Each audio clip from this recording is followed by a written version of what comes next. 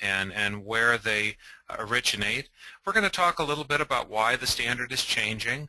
Again, we're going to review the timeline for transition. We're going to discuss the key changes. We're going to address probably the most important question for the folks out there. Do you have to overhaul your system? And we've got some feedback for you on that. And then, as I said, we will definitely make some time for any questions. In terms of where these standards come from, ISO is an abbreviation for the International Organization of Standardization. It's a collective made up of numerous international members. Each one is assigned a technical committee, or TC. The TC 176 is the one that's been assigned to ISO 9001. TC 176 includes members from each of the major industrialized nations. The United States representative, for example, includes folks from the ANAB, or ANSI ASQ National Accreditation Board, which includes the American National Standards Institute, or ANSI. The reason why things are changing, we do get asked this a lot, why are things changing? ISO recognizes that the needs of these industries that use ISO 9001 have evolved, and they're going to continue to evolve. And we have to make sure that ISO 9001 keeps up with the times, that it is as modern a standard as possible. There is a great desire to see ISO 9001 utilized in more sectors, in more industries. Those of you that have implemented it in your companies up to this point, I'm sure have seen great benefit from it. That is the intent behind it. There has been an effort on this go-round to simplify some of the language that's used to make sure that we have improved understanding and improved consistency both between auditors and auditees.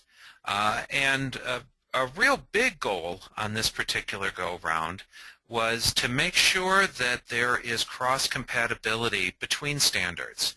So for example, if a company wants to achieve ISO 9001 and ISO 14001, as it stands right now, it's certainly doable, but it's not an easy process. A lot of companies in that particular situation, they've got to have multiple procedures manuals, multiple quality manuals, and it's not really a simple process. And there's a great desire to make that process easier for the companies that have more than one certification. Let's talk a little bit about the timeline. We're kind of in the midst of the timeline. We're getting towards the end of what you could call the second phase in this transition. And we're going to go ahead and jump ahead to where we are now. In June 2013, the committee draft was published. This was the result of some work on the TC 176 committee, and it represented at that time their thoughts on the direction that the standard could take. That in turn gave way in May of last year to the Draft International Standard, or DIS. That is the phase that we are at presently. We're nearing the end of the DIS phase, this Draft International Standard. Now moving forward, here are the things that we are going to see in the future. We are projecting that in July we'll see what they call the FDIS, the Final Draft International Standard.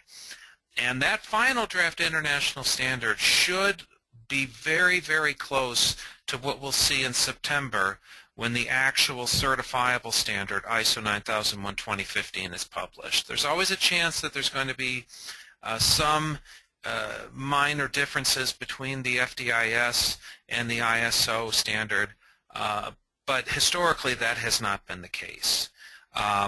Then going way into the future, looking ahead to September 2018, any ISO 9001:2008 clients will need to have transitioned to the new standard. So here is a kind of a projection on where we're going. Now, a few things you're going to need to keep in mind about this timeline. First and foremost, the September 2015 publication date, as it stands right now, is probable, it's likely, but it's not definite. There are always things that can come up. You have to bear in mind that there are a number of interested parties that are weighing in with opinions on what verbiage should be used, or stating that one requirement is not clear or could be written a different way. All of those interested parties have to have their chance to speak up and to say what needs to be said, and then these things have to be talked through. So we're calling September 2015 probable but not definite. Now, in terms of the transition timeline, it does not take hold, obviously, until the standard is actually published. So that means, obviously, if we don't see the ISO 9001:2015 standard until November of this year, that would mean that the cutoff for ISO 2008 would be November 2018. They are guaranteeing a full 36-month transition period. As of right now, we don't know if it's going to be necessary to add additional audit time for the transition process. For the average company, the ideal scenario would be to go through the transition as part of your recertification audit, but obviously this will not be the case for everybody. So in terms of if additional time is going to be added, we simply don't know at this particular point. That decision has not been made yet. The September 2018 cutoff, however, it does likely mean that registrars like PJR, we're going to have to establish a cutoff date in order to facilitate that transition audit. So for example, let's say that you are pursuing a transition that's going to take place, you've put it off till 2018, the standard expires in September of 2018, we could very well decide that we need those transition audits to take place no later than the 1st of July, because there has to be a certain amount of time for reviewing corrective actions and approving the audits and so forth, and doing so in such a way to ensure that there isn't an interruption in the certification that you hold. That decision, of course, has not been made either. So in terms of the key changes, ISO 9001:2015 is going to be among the first of the ISO standards to make use of the standardized structure represented by what is called Annex SL. Now, you may have heard Annex SL referred to as the high-level outline, or Annex XL. It's part of a larger ISO publication. It's called the ISO IEC Directives Part 1, Consolidated ISO Supplement, Procedures Specific to ISO. This is a set of regulations that relate to the writing of quality system standards. And this annex was added to this particular document. And you can think of Annex SL as kind of a blueprint. It was first written back in 2012. It was written by the Joint Technical Coordination Group. And this blueprint is going to be used for all of the ISO family of standards.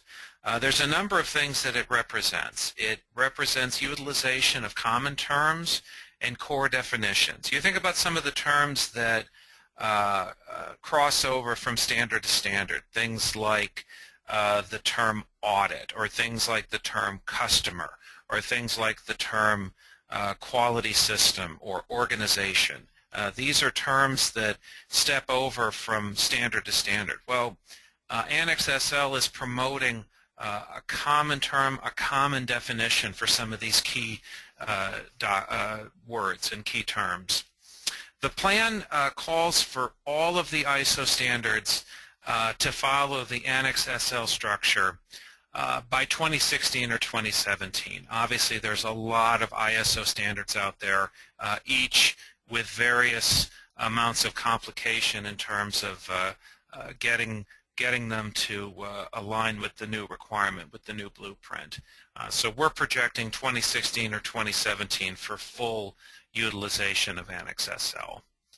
Annex XL is, or SL rather, excuse me, is broken down into 10 key sections. The first three are going to be very familiar: scope, normative reference, and terms and definitions. Now I'll mention that in the ISO 9001 document, the terms and definitions portion has gotten a lot bigger. We're going to be covering that in a little more detail a little bit later. But from Section 4 on, what you have is the auditable content. Sections 1, 2, and 3 are part of the standard, of course, but they're not auditable content per se. These sections get into the purpose of the ISO standard, the references being made to some of the other support standards, terms and definitions, and so forth. And we get going with auditable content in Section 4, context of the organization.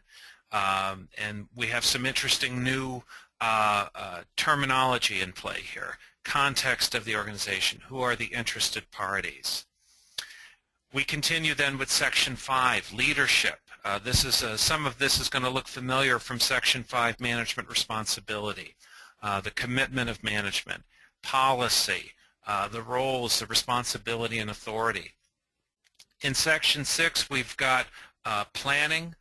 This is where you'll find the new risk management requirement. We're going to be covering that in quite a bit of detail in a little bit here. Objectives, that should look very familiar to a lot of you, and then planning of changes. In Section 7, we have support. This is really kind of the placeholder for what is currently in Section 6, resource management, competence, resources, awareness, communication, the support of the system. So if you think of Sections 4, 5, and 6 in the current ISO 9001-2008 standard, these are foundation sections.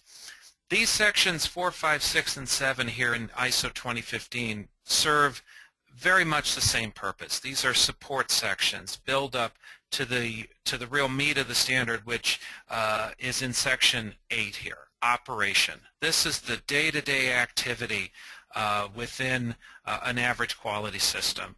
And it covers the usual things, figuring out what we need to do for our customers. Purchasing activity is here. Control of production is here. Control of non-conforming product is here. All of this within Section 8. And the standard wraps up with Sections 9 and 10, and these are both, a lot of what's in these two sections can presently be found in Section 8 of ISO 2008, Measurement, Analysis, and Improvement. And you can recognize a lot of this stuff here. Measurement, analysis, internal audit, management review is here. Of course, that had been in Section 5. And then we've got corrective action and improvement. So hopefully some of these items are looking familiar to you.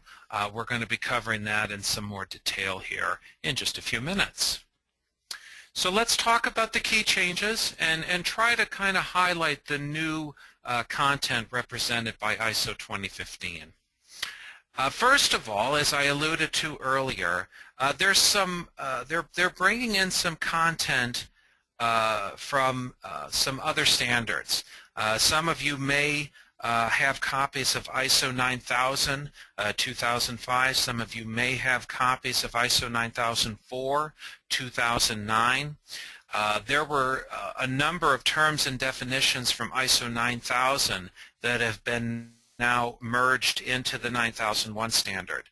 The quality management principles from ISO 9004, those have been merged into the 9001 standard. Each of those now has a sanctioned rationale to assist in understanding the intent and making sure that we know why this is a principle of the 9001 standard. What this has done is it's really increased the size of the 9001 standard. The DIS is over 50 pages long. Now, bear in mind, only 17 pages of that is what we would call auditable or certifiable content. And that's really not that different in terms of length from the current 9001-2008 standard. We've confirmed that ISO 9000 and 9004 are both going to be updated in the near future.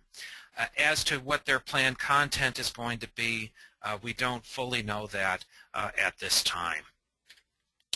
Let's talk about risk. I know that for a number of you, This is a little bit unnerving as a requirement, but hopefully you'll see that really in practice this isn't going to be too bad. The term risk is used 18 times in the current draft standard. Risk as a concept, as an overriding concept for a quality system, it's being viewed in much the same light as continual improvement. Those of you that remember when ISO 9001-2000 was published, continual improvement was mentioned in so many places throughout that standard. It was a system-wide strategy. And that's very much how risk management is being viewed now in the new 2015 standard, that risk management is going to be something that you're going to be doing throughout your quality system.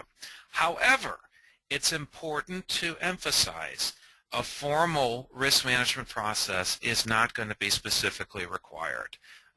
There's going to be a lot of leeway in how this requirement can be fulfilled. So let's take a look at the actual verbiage that's used at present. This is from the DIS standard. When you're planning for the quality management system, you need to consider the issues that are referred to in sections 4.1. Remember that that's context of the organization, and the requirements in 4.2, and determine the risks and opportunities that need to be addressed. First of all, to give assurance that your system can achieve its results, to assure that you prevent or reduce undesired effects, and that you're capable of achieving continual improvement. It then continues in 6.1.2 with the following.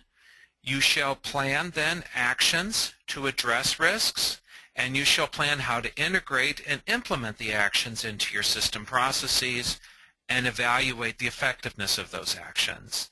Actions taken on risks and opportunities need to be proportionate to the potential impact on conformity of products and services.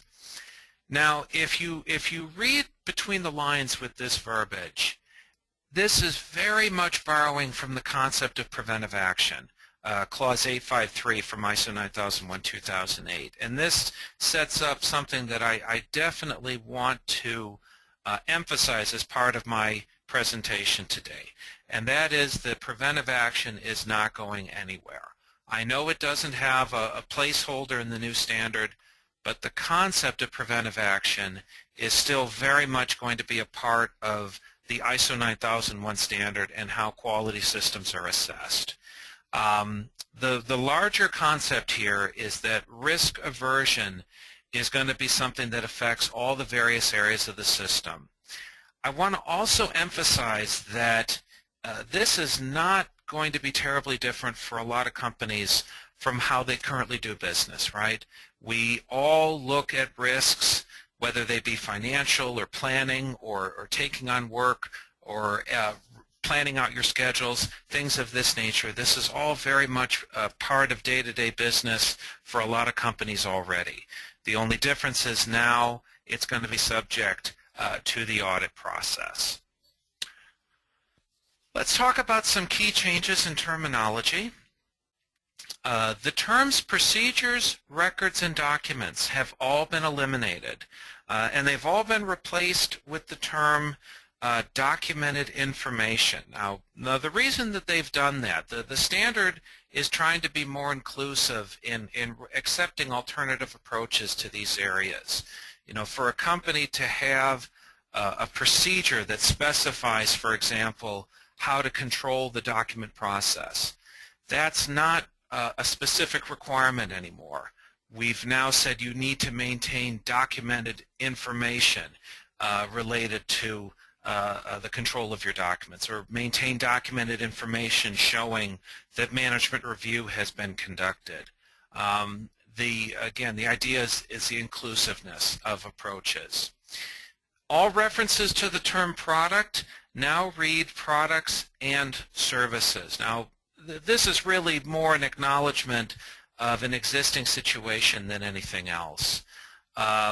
This has been the case for a long time already.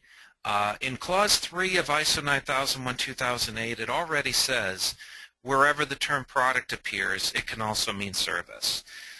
This is further pushing the idea of ISO 9001 as being applicable to all kinds of businesses, including those with and those without a tangible product. Management responsibility has become leadership, and the idea here is that management leads by example and involvement, not just directing that activities are performed. Frankly, this is how things should probably already be done at the average company. Continual improvement is now going to be referred to simply as improvement. This promotes the idea that continual improvement is not the only aspect of improvement within a quality system. You can have things like breakthroughs, reactive changes, reorganizations. These would all be considered improvements to a quality system. Suppliers are now going to be referred to as external providers. Again, the whole idea of service and service organizations and just trying to go for terminology that is going to make this whole idea a little bit easier to understand. They have eliminated quite a bit of required content. There is no longer a specific requirement for a quality manual, for a procedures manual, or for work instructions. This is obviously quite a change from the past versions of the standard. Our interpretation of this is that you could theoretically achieve certification without any of those documents. However, in the context of the audit process, the auditors are still going to have to verify that what you're doing is consistent with the applicable requirement, with the applicable aspects of the standard. And consequently, you will need to be prepared to show that your process is consistent and effective. Now, if you can accomplish that without a procedures or quality manual, that can absolutely be accepted. For some of you, this might mean that you eliminate the procedures but keep the quality manual. For some of you, it might mean the exact opposite. Eliminate the quality manual and keep the procedures. For others, it might mean something entirely different. The idea is that there's a lot of ways to control a quality system. There's a lot of ways to assure consistency and effectiveness of processes. And the ISO 9001 standard wants to be open to those different ideas. The term management representative has been eliminated from the standard. Now, the implication of this is not so much that the responsibility has been eliminated, but that the functions of that party should now fall to top management itself.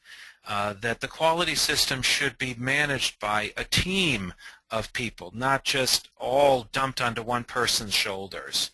For a lot of companies, this is how a quality system is managed anyhow. It's simply done this way because there's a lot of responsibility inherent to running a quality system. Permissible exclusions has been eliminated. At least the verbiage permissible exclusions has been removed. Now, the arrangement here is going to be that you can still identify certain items as non-applicable. Now, for those of you that are not design responsible, maybe some of you out there don't have measurement equipment, so those exclusions to 7.3 and 7.6, you'll still be able to claim those as non-applicables. It just means that the validity of those designations will be verified at each audit. And in practice, that's not all that different from what we currently do. We currently ensure that there is that the exclusions that are claimed are valid and justifiable. So that will continue to be the case under this new designation. Let's take a look at some key new questions that are posed by the standard. Most of the key changes are rooted in sections 4, 5, and 6. So let's start with section 4, the context of the organization. And this section asks two interesting new questions. It talks about the purpose of the organization and who it exists for. The whole idea of stakeholders within an organization and what the overall purpose of the organization is. This is going to go towards, thinking about the scope of your system and what the organization is outputting and who it's outputting it to. That's going to have to be identified, and it's going to be part of setting up your quality system. For a number of you that are currently certified, this should not be a terribly difficult transition requirement. In Section 5, as I mentioned, this is now called leadership. There are some interesting new questions that are asked. Has management made itself accountable for the effectiveness or the lack of effectiveness of the quality system? Has management ensured that the quality objectives are consistent with the strategic direction that the company is taking? Has the quality system been integrated into business processes? The idea here is that think about the whole idea that you have things that you do that relate to accounting, things that you do relate to the financial decisions that are made. Those should not be those decisions should not be made in a separate sphere necessarily from your quality system. That's the idea, that these two things should share purpose, these two things should share momentum, and obviously the metrics for those two areas are going to be different, but they should serve a common purpose, serving the customers, ensuring that quality products are outputted, ensuring that the processes overall are effective. In Section 6, of course, we have the new, but not so new, risk management requirements. So obviously new questions. Have risks been considered? Has action been taken for planned risks? In quality objectives, very interesting new things that have been identified. A lot of these are already audited in practice. Who's responsible? What's the target date? What is to be accomplished by these objectives? These are all now specifically called out in the new standard. In Section 7, support, a lot of this is, as I mentioned earlier, content that's currently found in ISO 9001-2008 Section 6. One little slightly new area of content comes in 716, where it says, has the organization looked at changing needs and trends against the current competency base and determine what's needed for the future? This is one example of how risk management is going to manifest in other areas here. Look at your team. Look at the people that work in the various processes. Look at what's on the horizon. Is the current competency base going to be sufficient for what's coming in the future, for what's coming in 6 months or 12 months and so forth? Section 8, operation. Our analysis at present has concluded that there is no significant new content that hasn't been present in some form already in ISO 9001-2008. That's also true for Section 9, although Section 9 is now the placeholder for the management review requirement that's currently in Section 5.6. And in Section 10, that's also the case, that there is no significant new content. This is now the placeholder for continual improvement and corrective action. So hopefully I've made my point that the changes to the standard are actually minimal and quite manageable. As I've mentioned now, the new idea of risk is not so new if you consider the fact that preventive action has been a part of the standard since ISO 9001 was initially published, and in older standards previous to that. So let's review, do you have to overhaul your system? The whole idea of aggressively changing your system. Our analysis has concluded that you do not have to overhaul in an aggressive manner your current system. TC-176, part of what they're striving for with this rewrite, as I mentioned earlier, is to see ISO 9001 be adopted in more industries, by more companies, making sure that it's as user-friendly a standard as possible. If you're telling over 1 million worldwide registered firms that they have to overhaul their system, that runs counter to that goal. That runs counter to that ideal. So in terms of existing documentation, we talked about the elimination of requirements for things like quality manual and procedures. If the quality manual fits your business, you can absolutely keep it. If you are using your quality manual even on a semi-regular basis and it serves a purpose for your system, by all means keep it. If your procedures are effective at defining your key processes, if they assist you in a training capacity, if they assist you on audit day, you can absolutely keep your procedures. Your existing quality policy, your existing quality objectives, the things that you're doing to control your production processes, the ways by which you are controlling all of your other key processes. All of those things can be retained in your transition from ISO 9001-2008 to ISO 9001-2015. We are going to advise you that when the new standard is published, again we're projecting September for this, begin with a careful review of the new standard.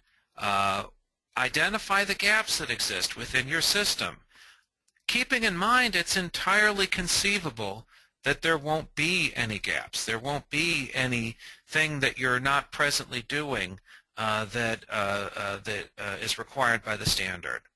If there are gaps, obviously, determine strategies then to make sure that you are filling those gaps. Make sure that your existing documentation works for you, first and foremost. And I definitely want to emphasize this point. You know, a lot of companies, they write their manuals, and those manuals are used on audit day and audit day alone. And that's not really the intention of a quality manual or a procedures manual. You should feel free to manage your quality system in the way that works best for you. As long as it fulfills all of the requirements of the applicable standard, there is nothing wrong with having a set of documentation that is written around your requirements. And ISO 2015 is going to really welcome those kinds of approaches. If you do feel that you need to renumber your documentation to work better for you, definitely do so. That will not specifically be required. I'll also mention that there's been some questions about, do we have to renumber the references within the documentation? In other words, if you have a procedure for management review and it says this procedure has been written for section 5.6 of ISO 9001-2008, then in that case, yes, those references will have to be updated. You will have to ensure that it's referencing the new standard. But in terms of the title of the procedure, the file name that's been associated with it, the procedure's number, all of those things can stay the same if it makes the system more comfortable and more fluid for you going forward. Those are decisions that will have to be made on a case-by-case basis.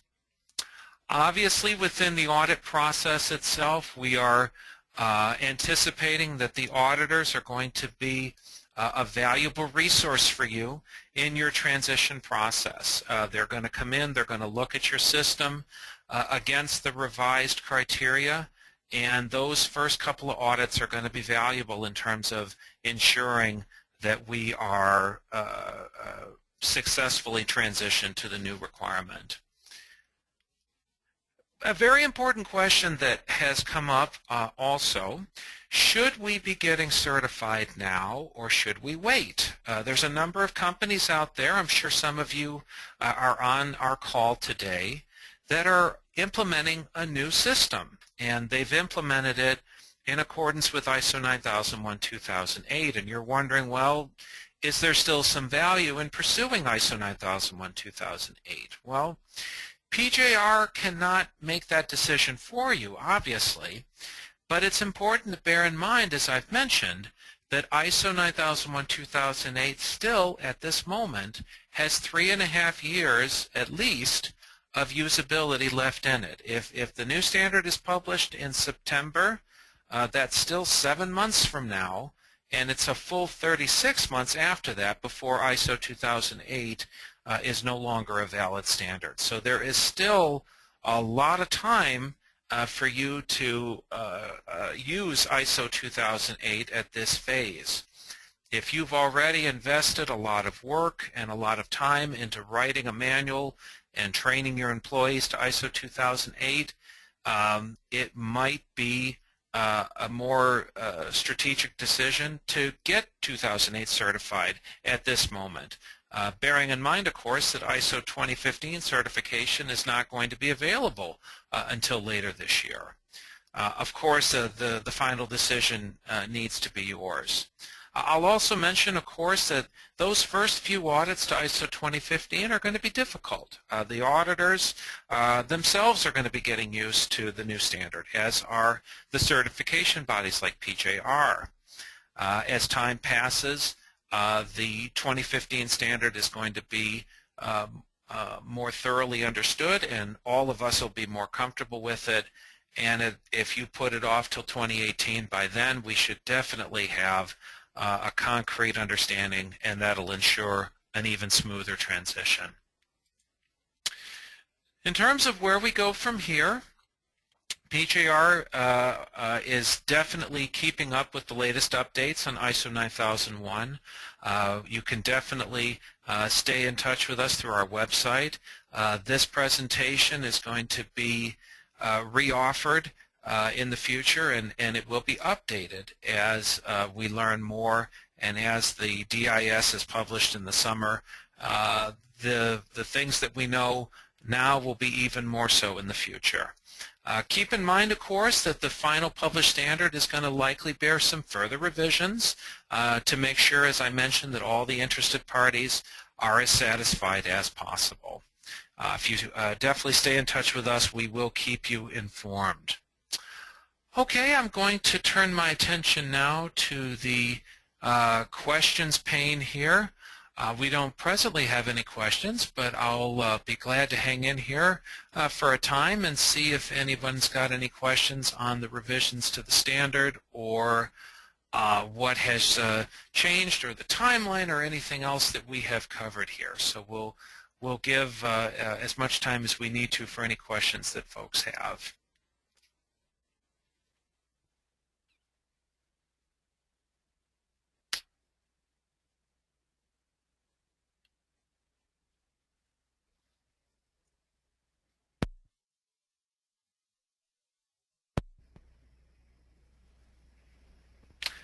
Okay, it would appear that we do not have any questions today. Oh, we do have a question. Okay. Laura Pritchard, I do hope I'm pronouncing that right, asking, is the Annex SL document available for purchase? Laura, it is not available for purchase, but it can be viewed. Let me, if you'll bear with me here, what we'll do, Laura, is we'll be publishing a link to where the ISO directives can be found. It is something that can be accessed, but we're going to have to pull that together for you and put that up where in a way that you can view it. It's available through the internet. It's not something that you would necessarily purchase. Okay, lots of questions coming in now. Okay. Again, I'm going to do my very best with the name here. Meenakshi Sharma asked, how can we get a copy of the new standard? Great question. In terms of purchasing the current draft standard, I would say, weigh that decision carefully. You don't necessarily need a copy of the draft standard. When the ISO 9001 standard is published, that can then be purchased from a number of places. Your best bet would be to start at the iso.org website and to take things from there. The publications are linked therein. Okay, William Busher asks, if we are migrating to a new standard, but we're not fully 100% there yet, how will the audits be conducted? William, my interpretation of that would be if you are presently an ISO 9001-2008 certified company, the audits would continue to be conducted to the 2008 standard until you are at the point that you are fully transitioned. Now, if we're going, if it's 2018 and you're still not fully transitioned, my interpretation would be that if there is an issue where there's nonconformity present, it would probably be written as a nonconformity, and then you would have to respond to it with a corrective action. I do hope that I've answered your question in the spirit it was asked. Okay. The James Euler, I believe, asks, the standard's going to be available in September. When is the first date that it can be used? James, I would say that in terms of declaring yourself compliant to the standard, it's going to be dependent on a few things. Obviously, when the standard is published, and even beforehand, you can certainly write your system around the new requirements. You can certainly implement those requirements now. You would have to base your publication of certification on the earliest that the certification body could get in and audit you. So in other words, as soon as PJR can get in and declare you compliant, that would be when your advertising of certification could then be updated. But in terms of using it, you can definitely use it as soon as you like after it's been published. Okay, Linda Sarp asks, based on the update to ISO 2015, is there a projected update anticipated for TS 16949, AS 9100, and others? Linda, great question. We definitely are, we have been told that both AS 9100 and TS 16949 are going to be going through their own round of updates in response to the new version of ISO 9001. The timelines for those updates are not fully known at this time. There's been some projection that the new version of AS 9100 will be out sometime in 2016. TS 16949 only just recently committed to doing a transition, so we don't even have an early projection therein. So as we learn more about those transitions, we will certainly share more with you. Okay, Kevin David asks, if quality manual procedures and instructions are not required, how are the audits going to be conducted? That's a great question.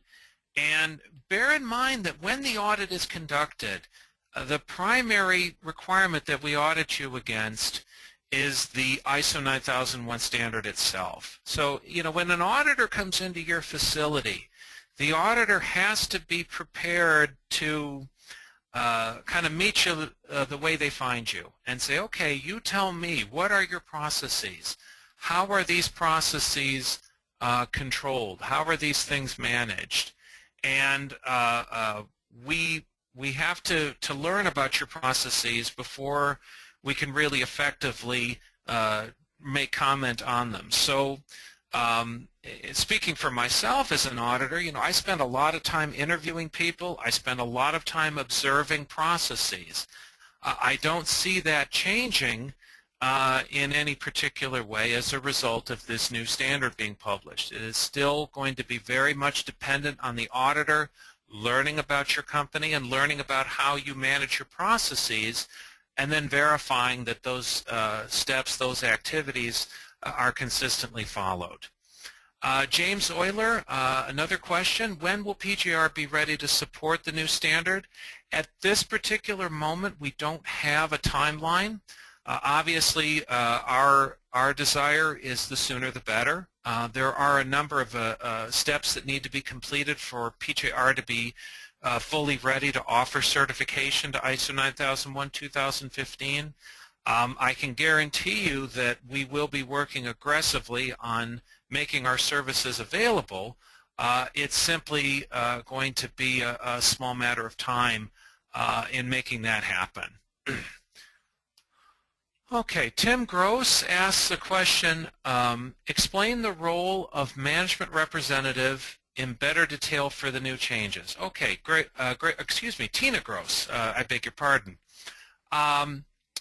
Tina, bear in mind that the term management representative is no longer used in the new standard. The expectation is that the management team, the leadership team, is going to be responsible for managing the quality system.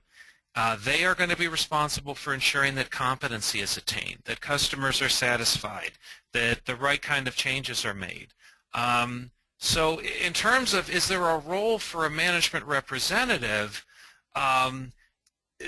only to the extent that the leadership team has responsibility for managing the quality system. There is no longer going to be an expectation that there be on an org chart or in a job description that someone be officially nominated as management representative. Now that's not to say that the company can't tag somebody as being kind of the key contact or the focal point of the system, but what this does is it really pushes the point of can we effectively run our system as a team, and are we all involved as a team? That's kind of the idea behind that particular change. Okay, Arvind Patel has asked a question, are there gap analysis checklists that are going to be available? Not at present, at least not from PJR. I would definitely anticipate as the FDIS is published, and particularly when the ISO 9001 standard, when the final standard is published, that is definitely something that should be available as we get those documents available.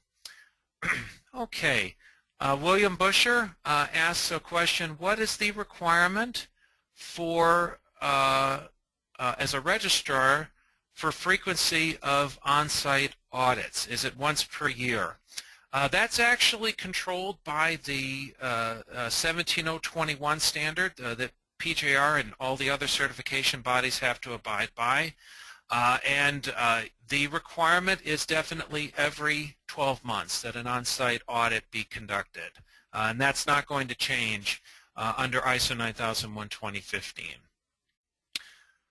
Okay, going to take a look here, see if we've got any other additional questions. I know a couple of you have asked about the availability of this presentation. It will absolutely be available for you. Our technical crew is going to make sure that that happens. Are there any other questions on the content of the presentation today?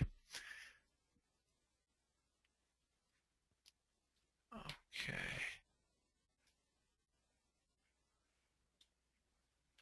Okay, we've got a few additional questions here. Arvind Patel asks, what level of transition training will be required for internal auditors? That's a great question. I will remind you that in terms of internal auditors, bear in mind that the organization is responsible for determining the competency requirements for internal auditors. It's viewed as a responsibility within the organization, no differently than any other level of responsibility for the company. So if you have a team of internal auditors, and if you have a team of people that manage your audit program for you, and you put all of them through auditor school, that's your requirement. That's for you to determine. The standard is not going to necessarily specify you must follow these steps to ensure that your internal auditors are competent. At the present time, and this is not going to change either, when we do a registrar audit, part of what we look at is, do you have an effective internal audit program? And obviously you can't really have an effective internal audit program if you don't have competent auditors. So by way of extension, if you have an effective audit program, then whatever you've done to assure auditor competency is effective, has been effective, excuse me. That's not going to change in ISO 2015. You will continue to be empowered to decide for yourself what does it take to make my internal auditors competent.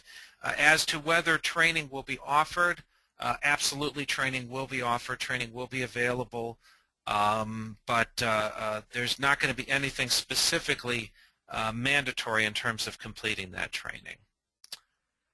Okay.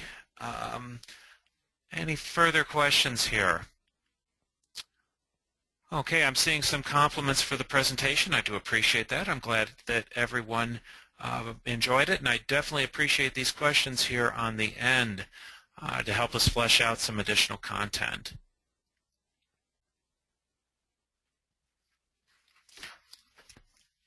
Okay, I think we have answered everybody's questions. If you've got anything further, definitely you can get in touch with us. I appreciate everyone's participation and attention today. I hope everyone has a great day. Thank you very much.